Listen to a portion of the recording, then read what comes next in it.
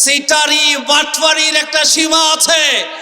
বাড়িতে যায় বলে খালেদ সাইফুল্লাহ সাহেবের প্রতীক নাকি পাল্লা। নারায়ণগঞ্জেও কিন্তু এই 10 দলীয় জোটের এই তাদের প্রতারণার শিকার এখানেও হয়েছে।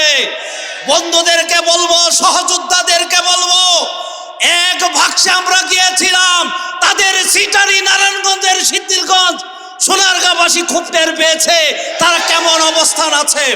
কমলগঞ্জ লক্ষ্মীপুর 4 আসনের মাননীয় সংসদ সদস্য পদপ্রার্থী আমাদের খালেদ সাইফুল্লাহ সাহেব তার স্পষ্ট বলেছেন, সিটারি বাটপাড়ির একটা সীমা আছে। বাড়িতে যায় বলে খালেদ সাইফুল্লাহ সাহেবের প্রতীক নাকি পাল্লা। নারায়ণগঞ্জেও কিন্তু এই 10 দলীয় জোটের এই তাদের প্রতারণার শিকার এখানেও হয়েছে।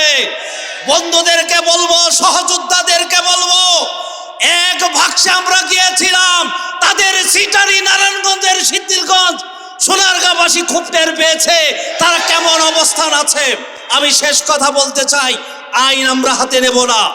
প্রশাসনের কাছে অনুরোধ করব, সবার জন্য যদি সমান হয়, রাত 8টার পরে, এরপরে যদি কোনো দলীয় চেয়ারম্যান 8টার পরে প্রোগ্রাম করে, 2টার আগে প্রোগ্রাম করলে ইসলামী আন্দোলন আমিরও সেই প্রোগ্রাম করবে ইনশাআল্লাহ। সবাইকে দেখা হবে রাজপথে।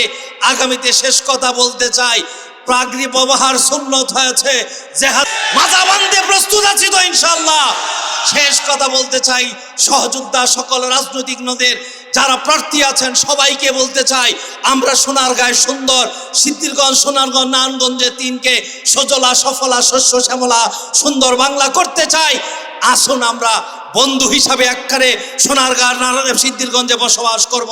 সব অবস্থানের জন্য আমরা প্রস্তুত আছি। আল্লাহ আমাদেরকে তৌফিক দান করুন। নাসরুম মিনাল্লাহি ওয়া ফাতহুন কারীম ওয়া বাশশিরিল মুমিনিন।